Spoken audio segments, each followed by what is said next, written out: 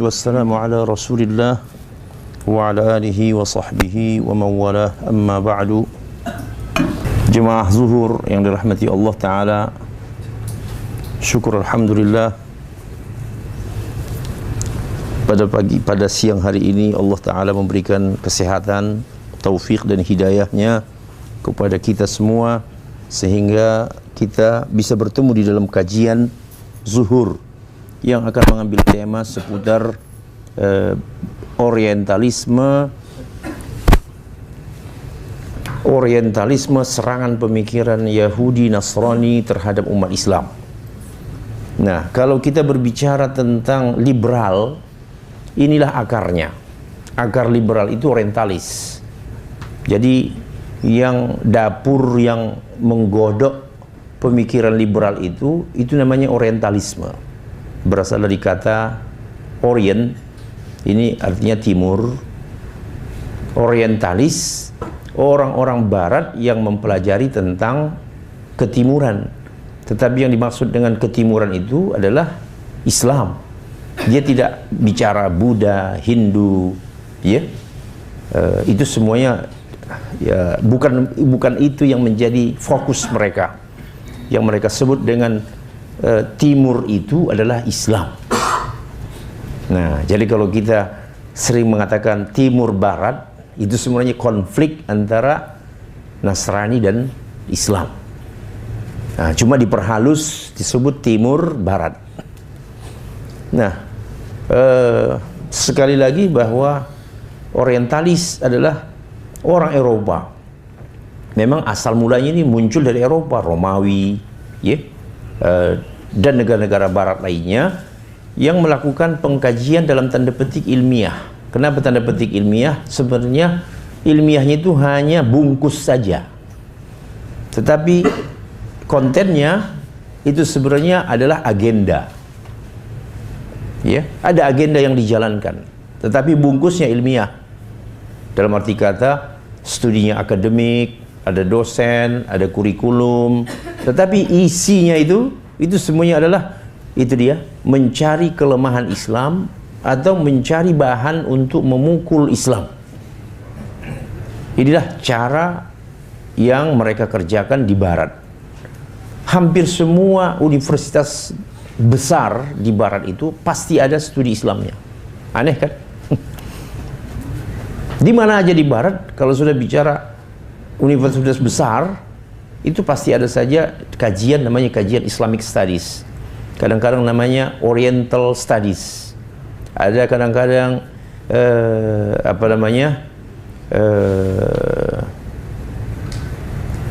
dia sebutlah Religious Studies.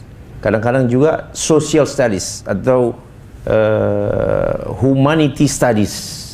Tetapi di dalamnya itu ada sub yang disebut dengan kajian Islam. Mereka mengkaji semua bidang keislaman, apakah itu Al-Quran, hadis, fikih, sejarah, bahasa Arab, sampai kepada budaya. Ya, jadi jangan heran kalau ada penulis tentang tafsir Christopher, Robert, Thomas. Jangan Anda kira dia mu'alaf. Tidak, dia bukan mu'alaf. Dia memang betul-betul ateis atau Yahudi atau dia Kristen, tetapi bidang kajiannya studi Al-Quran, studi hadis. Memang terasa aneh. Wah, aneh ya, tapi ini nyata.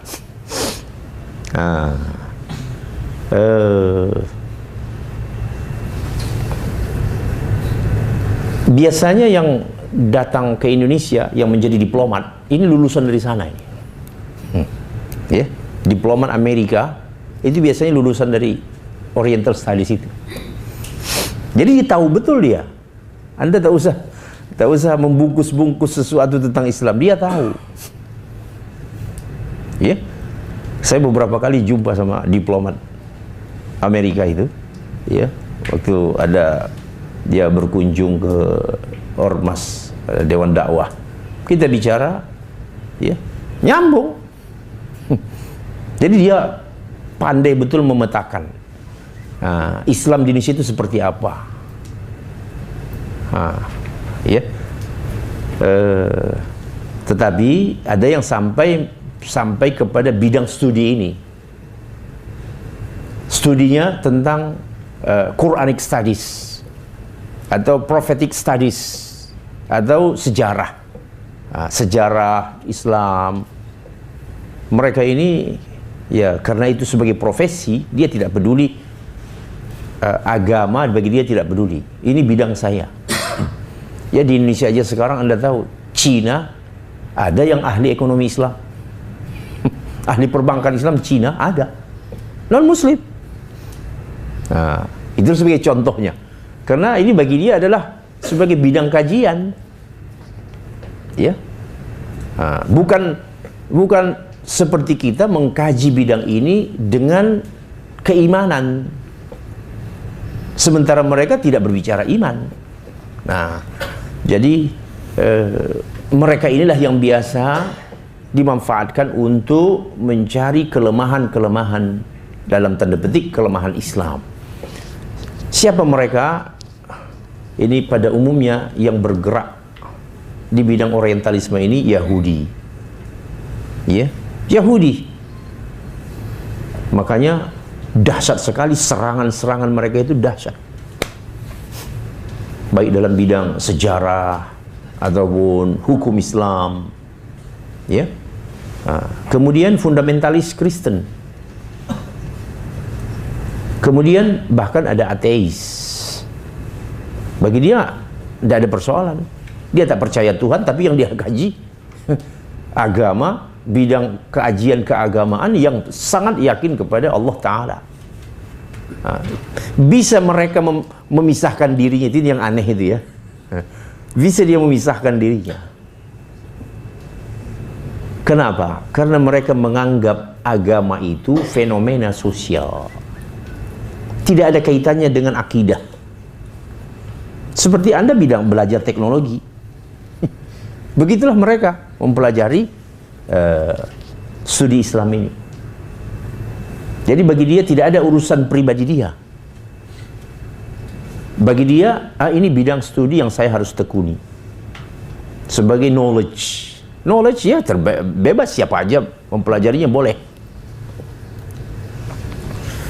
Nah, kalau kita lihat pola kerja orientalis ini, ya, membagi-bagi beasiswa, ya, untuk belajar Islam ke negara-negara non-Muslim, dan yang paling banyak pasarnya itu di Indonesia, karena memang kita banyak universitas Islam, baik negeri ataupun swasta. Nah, ini yang jadi sasaran tembak mereka itu, ya, dalam bentuk beasiswa, Ford Foundation, ya. Banyak yang menawarkan beasiswa itu, banyak yang besar-besar saja itu banyak. Chevening, ya, apalagi Jerman punya sendiri, Belanda punya sendiri, ya, bahkan kampus-kampus sendiri punya beasiswa khusus untuk kampus itu. Yang besarnya saya seperti itulah dia, apa tadi namanya, Ford Foundation.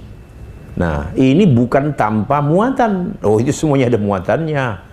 Dia tidak mungkin ngasih makan siang gratis sama orang tanpa ada udang di balik batunya. Baik, selain dia ngasih beasiswa, dia juga ngirim dosen. Ini semua mereka kerjakan nih. Ke kampus-kampus dia kirim dosen. Ciputat, Jogja. Dari situ dia akan keliling ke berbagai universitas di seluruh Indonesia. Nah, apalagi kita ini kalau sudah melihat orang bule, apa saja yang dikatakan si bule itu pasti benar.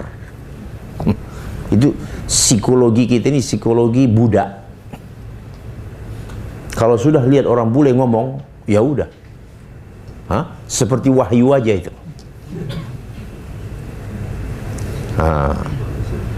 Ini persoalan psikologi bangsa terjajah. Bangsa terjajah itu rata-rata begitu. Kecuali memang sudah, ya, intelektual dia sudah terbangun. Dia tidak peduli mau putih, mau hitam, Kemudian menyebarkan buku-buku. Oh, buku-buku mereka memenuhi perpustakaan-perpustakaan kampus. Khususnya saya bicara ini kampus universitas atau perguruan tinggi Islam. Nah, aneh kan? Kok kampus universitas Islam perpustakaannya buku karangan siapa? Orientalis. Nah, dan si mahasiswa bangga sekali buat makalah rujukannya Philip Kahiti. Waduh. Ya. Montgomery Watt dalam bukunya bahkan jadi kebanggaan tersendiri, Pak. Mereka itu kena penyakit kalau menyebutkan pendapat orientalis, buku orientalis, dia merasa itu makalahnya ilmiah. Tetapi kalau menyebutkan qala Allah Ta'ala, kata dia tak ilmiah. Ya? Ini penyakit ini menimpa mereka ini.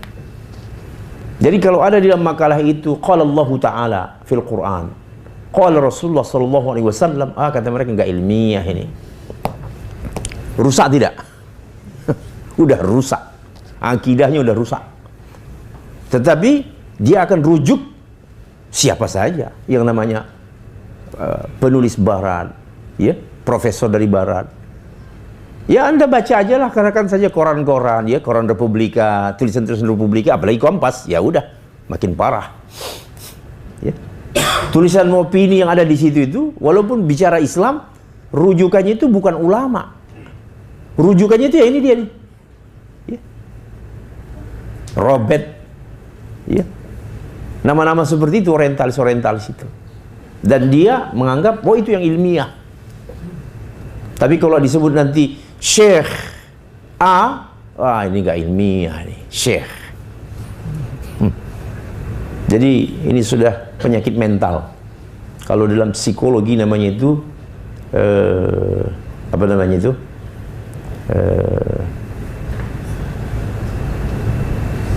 Inferiority complex. Penyakit rendah diri. Baik. Tokoh-tokoh orientalis dunia ini sebagai contoh saja nih. Snow Hokronya, Goldziher, Montgomery Watt, ada Philip Kahiti, ya, H.A.R. Gibb, Joseph Shah. Ini sebagai contoh. Di luar ini banyak, dan ini dedengkotnya ini. Boleh kita sebut moyang-moyangnya orientalis itu, inilah dia. Pendahulu-pendahulu. Dalam bahasa Al-Qur'annya as-sabiqunal awwalun. Ya, mereka-mereka ini. Khususnya yang namanya Snow Hokronya, karena Snow Hokronya ini punya latar belakang sejarah dengan Indonesia. Pernah tinggal lama di Indonesia, keliling Indonesia, menjadi apa? Konsultan pemerintah penjajah Belanda. Nah, sampai 2 orang istrinya orang Indonesia. Ternyata dia hingga mati tetap dalam keadaan kafir. Ya, kata anaknya, setahu kami belum pernah ayah kami itu masuk Islam. Nah, dia inilah menjadi tim penyusun ensiklopedia hadis. Tim penyusun ensiklopedia hadis. Seharusnya itu dikerjakan oleh siapa? Syekh, ya, bukan ustadz Solmed umpamanya. Tetapi Syekh. Tetapi dialah tim penyusun ensiklopedia hadis. 8 jilid tebal-tebal. Dikerjakan selama 50 tahun. Anda sanggup nggak?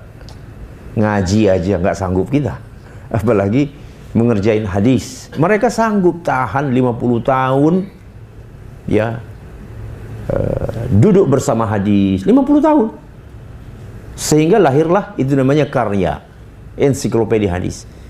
Nah, supervisornya tim penyusun inilah si Snow Hokronya. Jadi terbayang kan?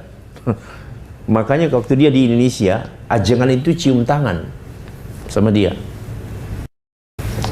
karena orang tidak mengira kalau dia seorang, pertama non muslim, penampilannya ya boleh, apa bedanya boleh sama orang Arab? Nggak ada kan?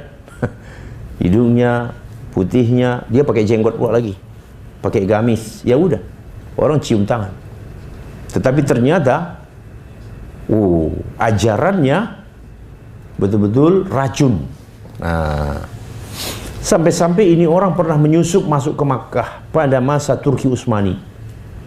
Tetapi alhamdulillah Allah tidak rela, Allah tidak biarkan sama polisi Utsmani ditangkap. Ada informasi dari intelijen, ya, ada seorang intelijen barat menyusup masuk Makkah, dikejar sampai ke depan pintunya, diketok, ya.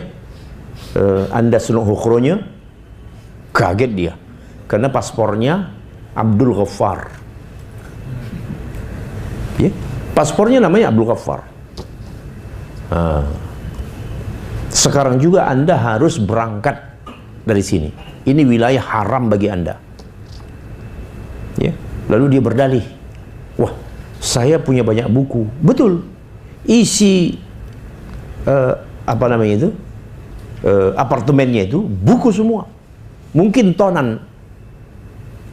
Bagaimana saya kan harus bawa buku saya ini pulang? Oh gampang, kata si polisi Utsmani waktu itu, kami siapkan, Anda perlu berapa onta. Betul, hanya dalam tempo sebentar sekian ekor unta sudah berdiri di depan apa namanya, depan apartemennya itu, siap untuk membawa buku-bukunya itu. Masya Allah, itu ini Utsmani, ya, kekhalifahan Utsmani, Anda ingat. Nah, apa nasihat Sunuk Hokronya? Nasihat ini Anda lihat bahayanya ini, jangan izinkan umat Islam berpolitik. Nah, sampai sekarang pengaruh itu ada nggak? Oh banyak. Bagaimana kalau di masjid-masjid kita? Oh jangan bicara politik di masjid. Ini anak buah Sunuk Hokronya nih. Ya? Jadi kalau di masjid Anda tidak boleh bicara politik, itu DKM-nya itu, ustadznya itu anak buah Sunuk Hokronya. Biarpun dia ustadz, dia tidak sadar sudah kemasukan racun siapa? Sunuk Hokronya. Karena nasihat Sunuk Hokronya ini kepada masyarakat dan kepada pemerintah Belanda pada saat itu, harus pisahkan antara politik dengan Islam. Nah, makanya lahirlah, Anda lihat sejak zaman Belanda, lahirlah orang-orang sekuler yang memegang kekuasaan. Dan kita pun puas, masjid penuh, orang zikir, sholat berjamaah, tetapi kekuasaan dipegang sama siapa? Orang sekuler. Sekarang lebih parah lagi, orang kafir. Ya, orang kafir yang sudah memegang kekuasaan. Jadi inilah, Anda bisa bayangkan masa Sunuk Hokronya sampai sekarang pengaruhnya. Nah, jadi kalau Anda termasuk orang yang punya simpanan pemikiran, jangan bawa-bawa politik ke masjid, Anda termasuk korban Sunuk Hokronya. Lalu untuk beribadah, fasilitasi umat Islam, kasih aja. Ya. Apa mereka butuhkan sarana, kasih. Masjid bangunkan yang bagus, mewah. Ya, tapi cukup mereka, ya, di masjid itu bicara agama, akhirat, neraka, surga, sirat, toharoh, sholat sunnah. Kalau perlu sesekali biar mereka berantem di dalam. Yang satu bilang ini batal, yang satu bilang tidak batal. Ya biarin aja mereka berantem dalam. Itu kan fenomena belakangan ini kan. Ya, 2000 kemari ini masjid kita sering terjadi apa? Perpecahan. Nah, yang kita tidak jumpai sebelum tahun 2000. Sebelum 2000 fikrah orang misinya sama. Ya. Bagaimana kekuasaan ini jangan sampai lewat dari tangan kaum muslimin. Jangan lepas. Nah, oleh karenanya fokus, apakah namanya ormas Islam, itu relatif sebelum 2000 itu relatif ormas Islam itu bagus, orientasinya masih bagus. Nah, Tetapi 2000 kemari muncullah firqah, menganggap dialah paling benar, selain dia itu semua salah. Muncullah ribut di dalam satu masjid. Kalau ustadznya ceramah, dia hadir. Kalau ustadz lain ceramah tidak sama dengan dia, dia keluar. Fenomena itu banyak. Jadi fenomena perpecahan. Baik, jadi ini semuanya agenda penjajah Belanda yang ingin memecah kaum muslimin dengan cara jangan kasih mereka berpolitik. Apa bahayanya umat Islam kalau tahu politik? Apa bahayanya? Mereka akan rebut kekuasaan. Karena seorang muslim yang benar akidahnya tidak boleh menyerahkan al-wala, kepemimpinan tidak boleh diserahkan kepada orang luar Islam. Anda bermasalah secara akidah, ya, mendukung pemimpin, gubernurkah namanya, Anda dukung seorang kafir, Anda bermasalah secara akidah.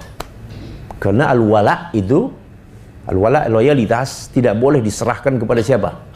Kepada orang di luar Islam. Munafik pun tidak boleh, jangankan kafir. Nah, lalu pembahasan al-wala, loyalitas, disloyalitas, ini otomatis menjadi hilang, ya, menjadi tidak populer. Digantikanlah dengan pembahasan-pembahasan yang tak prinsip. Nah, ada tiga segandeng dengan orientalis ini, misionarisme dan kolonialisme. Tadi orientalisme kita sudah tahu, bidang kajian Islam, ibaratnya dia di dapur. Lalu yang memasarkan hasil hasil produk dapur ini, itu namanya misionaris. Yang membackupnya siapa? Alat kekuasaan, itulah namanya kolonialis. Dulu begitu. Ini pun sekarang tetap saja. Coba Anda lihat era ini sekarang kan, yang berada di atas angin kan orang liberal plus komunis. Sekarang ini tuh yang berada di atas angin. Jadi kebijakan-kebijakan pemerintah itu, apalagi yang ada bau-bau agamanya, harus harus kental nilai liberalnya. Kalau sedikit menonjol keislamannya, ini apa? Radikal. Ya, ini radikal ini. Kalau sudah berbicara satu-satunya agama yang diridhai oleh Allah, itu kata dia itu orang radikal itu. Tidak menghormati, tidak menghargai pluralisme. Dan yang paling rentan korbannya itu orang-orang seusia Anda. Ya, 40 tahun ke bawah. Kalau 40 tahun ke atas, mungkin dia waktu di kampus dulu, dia sudah aktif lembaga dakwah kampus, dia udah ikut kajian-kajian Islam dulu, ada anak musola, anak masjid, ya. Itu relatif, itu sudah matang. Dia tidak bisa dipengaruhi lagi. Tetapi yang 40 tahun ke bawah, ya, atau yang baru-baru sarjana, wah ini rentan betul nih. Jadi yang menguasai kampus, saya mungkin tahunnya barangkali saya bilanglah dulu itu 2000 kemari ya. 2000 kemari itu, ini yang menguasai kampus ini anak-anak liberal, anak-anak sosialis, dan bahkan sampai orang komunis. Mereka lah yang berkutat di kampus-kampus, diskusi. Ya, kalau ada Islamnya, ini mereka ini Syiah. Karena bagi Syiah itu tidak ada persoalan, mau komunis, mau apa, itu tidak ada persoalan. Itu kawan kerja. Iya. Jadi sekarang kalau lihat persis seperti itu, liberal aktivisnya didukung oleh kekuasaan, mereka bekerja sama dengan siapa? Orang-orang kaum salibis. Nah, makanya Anda lihat kalau kita ya masuk ke dunia maya, media sosial, ini hati ini terbakar. Tapi mau bilang apa? Ya, sekali Anda ngomong benar, dibully oleh ratusan orang. Ya, harus siap-siap dibegituin. Nah, kebetulan memang mereka ahlinya soal IT. Pencitraan. Nah, dibilanglah, ya katakan saja, oh ini figur A ini sudah didukung oleh 40% netizen. Oh, 40% dari mana? Itu semuanya adalah dusta dan kebohongan yang mereka ciptakan. Baik, misi orientalisme, ya, misi orientalisme ini mencetak generasi liberal dan pluralis. Nah, makanya saya katakan tadi ini, orang-orang liberal pluralis itu lahir dari rahimnya orientalis. Apa yang dipelajarinya di bangku kuliah? Semua agama sama. Itu yang dipelajarinya. Semua orang yang keluar dari kampus barat itu, kecuali orang yang diberi Allah hidayah, ya, diberi Allah istiqomah, semuanya mereka tidak ada sensitif dengan soal perbedaan agama. Ya, dari yang sensitif itu. Ya, dia Nasrani ya tak mengapa. Nah, inilah yang pulang-pulang itu. Ya, mereka lah yang jadi, ya katakan saja, menjadi konsultan. Ya. Padahal latar belakangnya apa? IAIN. Latar belakangnya UIN, punya survei, lembaga survei. Ya. Dia doktornya dari luar, dari barat. Tetapi tidak ada sensitivitasnya. Bahkan dia jadi agen. Orang yang dibayar sama ini tadi. Orang-orang misionaris itu. Ya. Lembaga-lembaga survei mereka ini rata-rata adalah produk dari orientalis. Semua agama sama karena agama adalah fenomena sosial, tidak ada persoalan. Jadi tidak boleh menyebut mukmin kafir, itu tidak boleh. Ya. Cukup orang jadi baik, udah. Jadi humanis saja. Orang cukup jadi baik. Mau dia percaya Tuhan, tidak percaya Tuhan, dia mukmin atau dia Nasrani, kafir, itu nggak ada persoalan itu. Maka inilah yang mereka bawa sekarang. Untuk menjadi pemimpin itu tidak usah kamu tanya apa agamanya. Yang penting ya programnya bagus, kinerjanya bagus, disiplin, bersih dan seterusnya. Inilah yang mereka kembangkan diskursusnya itu di berbagai media. Nah, kebetulan sekali lagi karena mereka punya kemampuan media yang tinggi, yang handal, mereka bisa mewarnai cara berpikir anak muda. Makanya saya katakan tadi, anak-anak yang di bawah 40 tahun inilah yang rentan. Karena mereka terus berinteraksi siang malam dengan internet.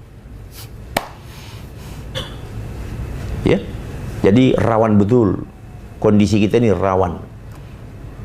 Padahal soal kepemimpinan Muslim itu bagian dari akidah.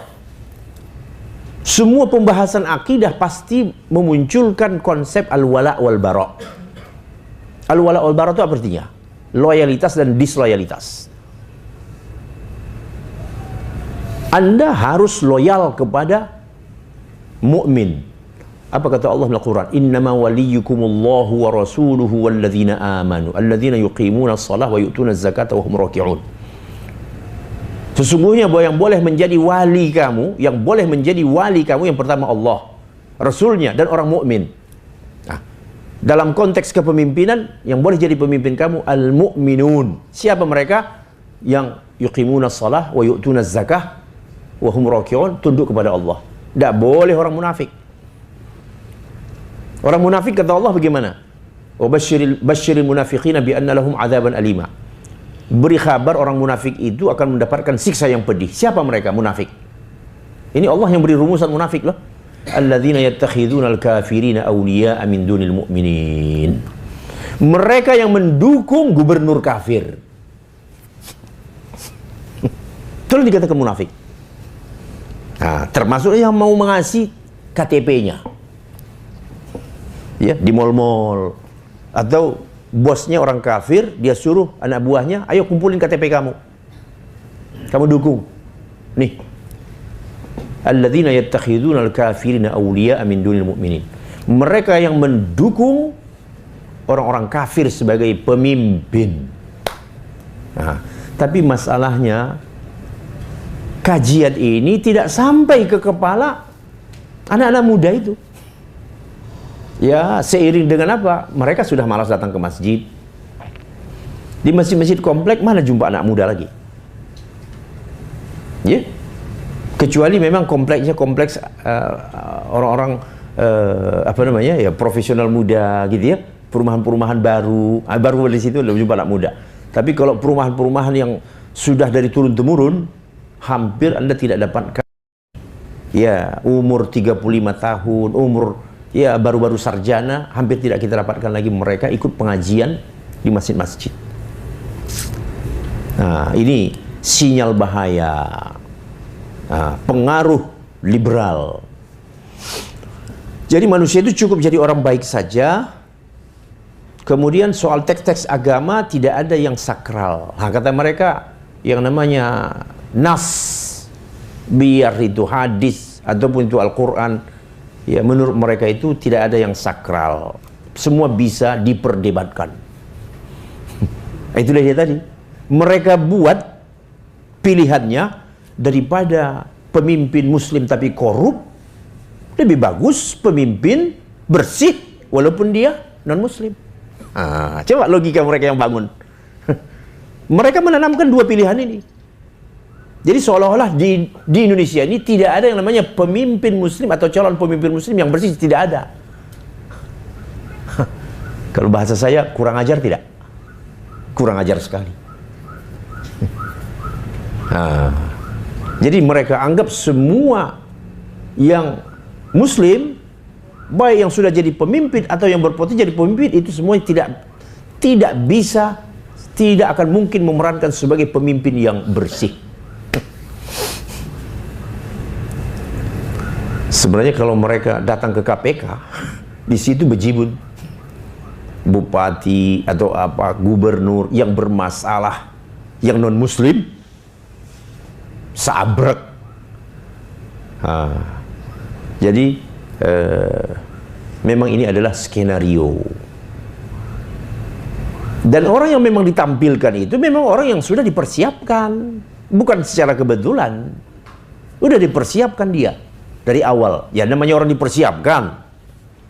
Akan beda dengan orang yang maju sendirian. Betul kan?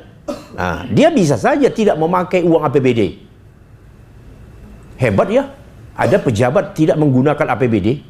Dari mana uangnya? Itu dia. Dari mana uang? Dari orang kafir, teman-teman dia, seakidah, yang mereka memang menguasai proyek-proyek. Nilai CSR saja di perusahaan-perusahaan besar mereka itu udah cukup itu membiayai proyek-proyek daerah tanpa dia menggunakan apa? APBD. Lalu katanya, oh ini pemimpin bersih. Tetapi ternyata BPK pun sudah menyimpan kasusnya. Ada 7 kasusnya yang besar, melibatkan hampir 2 triliun. Tetapi siapa yang berani membongkar ini? Kalau ada yang berani membongkar ini, ya siapa yang berani? Pimpinan dari atas sudah mengatakan jangan bicarakan, kasih kebebasan dulu kepada pejabat-pejabat ya publik untuk berkiprah. Jadi skenario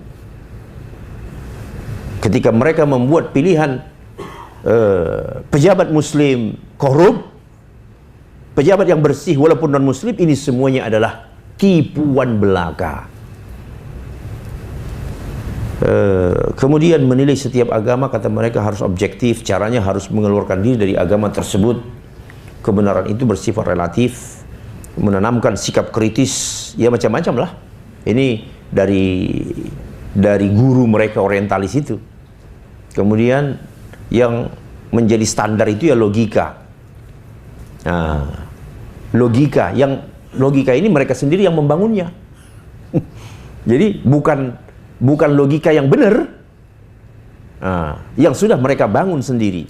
Kemudian begitu juga standar kebenaran itu adalah Barat. Kira-kira nilai itu cocok dengan konsep Barat, itu dianggap benar.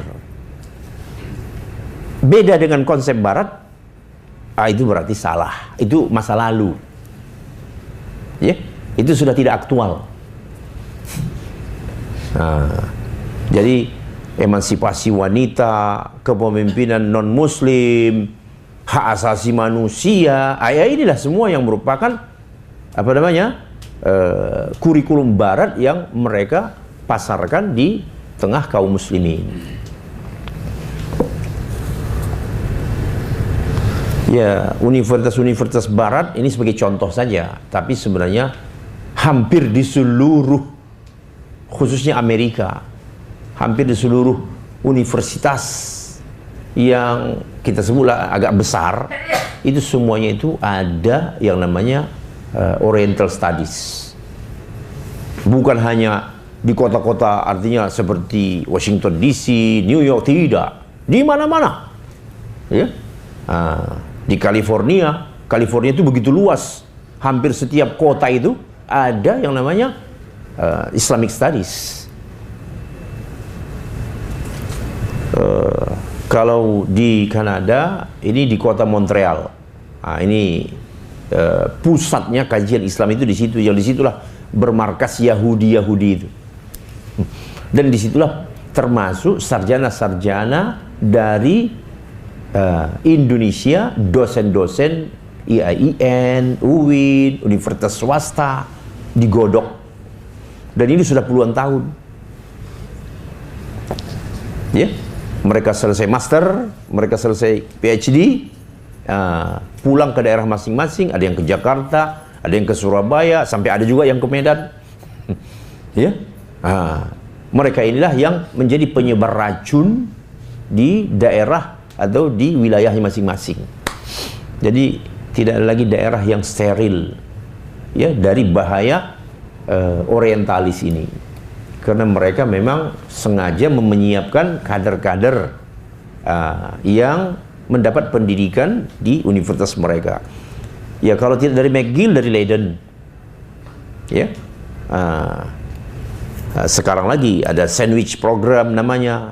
Ya, walaupun dia tidak sampai doktor, ya, dia bisa program S1 setahun di sana, 2 tahun di sana, dia sudah cukup, ya, untuk menyerap pemikiran ini tadi. Nah, ini sebagai contoh saja dari orang-orang yang pernah belajar di sana.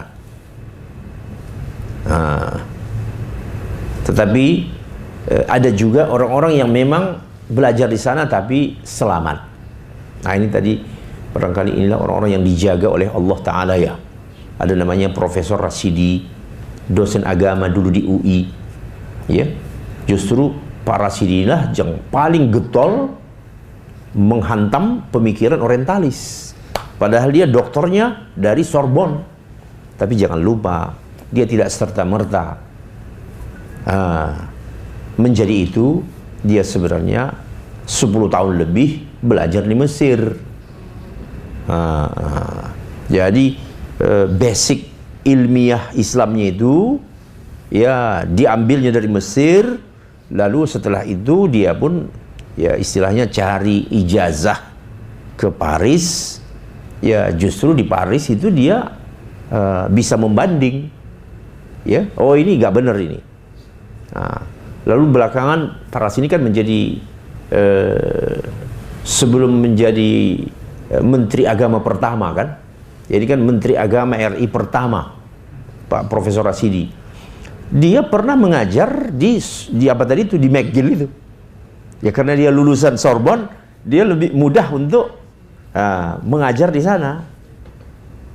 Ketika dia mengajar di sana, ada salah seorang dari nama ini yang tadi ini, ya, sudah dia ingatkan, Anda jangan datang belajar ke McGill ini. Saya tahu persis ini McGill. Nanti Anda berubah. Betul.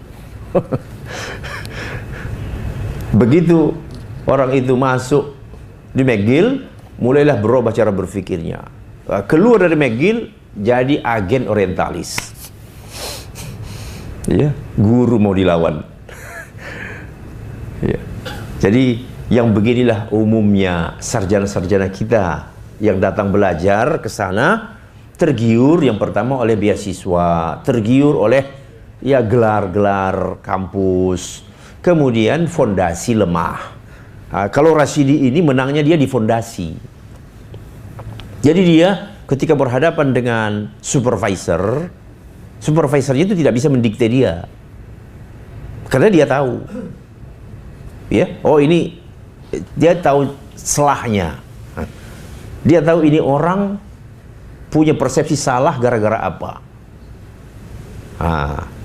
Termasuk ya Pak Endang Saifuddin ini almarhum ini semua ya, termasuk orang yang ya walaupun dia dari McGill tetapi dia termasuk yang aman.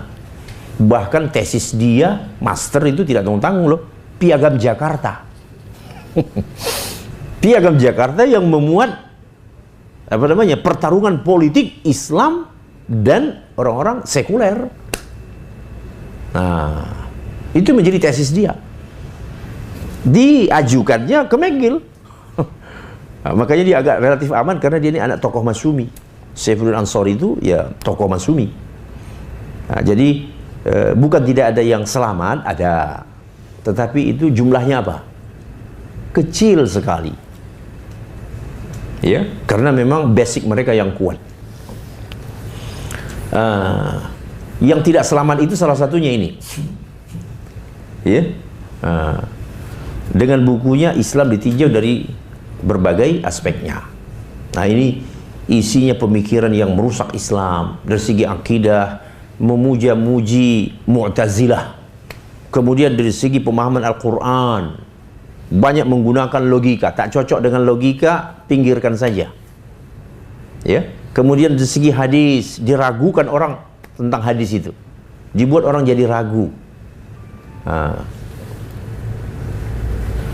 Jadi pemahaman buku yang terakhir itu mengatakan hadis tidak ditulis sejak zaman Nabi. Ya. Jadi kalau tidak ditulis sejak zaman Nabi, kapan ditulisnya? Pada zaman Imam Bukhari. Sedangkan Imam Bukhari itu 200 tahun setelah Rasulullah. Jadi kalau begitu ada masa ruang yang hilang, tidak bisa dipertanggungjawabkan. Nah, kalau begitu semua yang namanya hadis yang ditulis dalam kitab-kitab itu semuanya diragukan. Coba dia membangun membangun tesisnya. Tapi sebenarnya ini kalau dihadapkan kepada orang yang ahli, dia ketawa. Kamu nggak ngerti.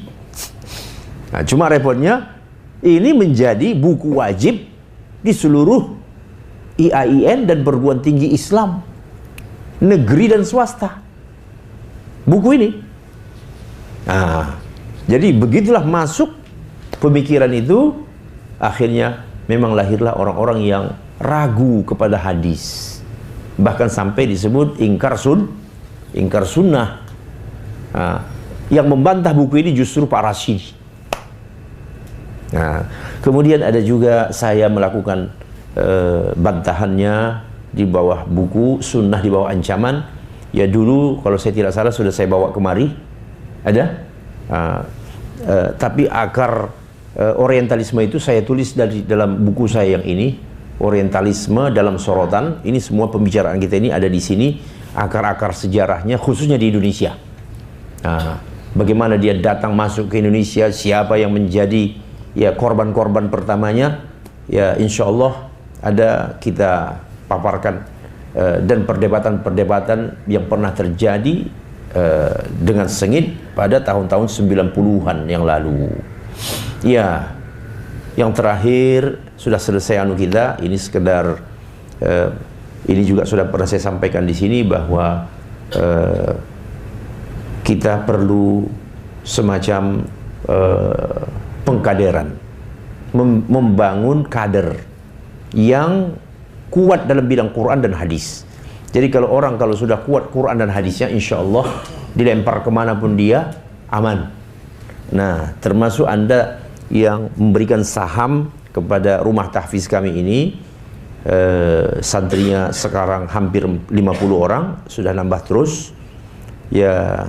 Biayanya gratis, operasionalnya termasuk dari Majelis Ta'lim Telkomsel, tapi masih kita butuh lagi nih. Baik, saya kira sampai di sini dahulu. Saya cukupkan. Aqul qouli hadza wa astaghfirullah. Bagi yang nanti ingin mendapatkan buku ini, silakan ke pengurus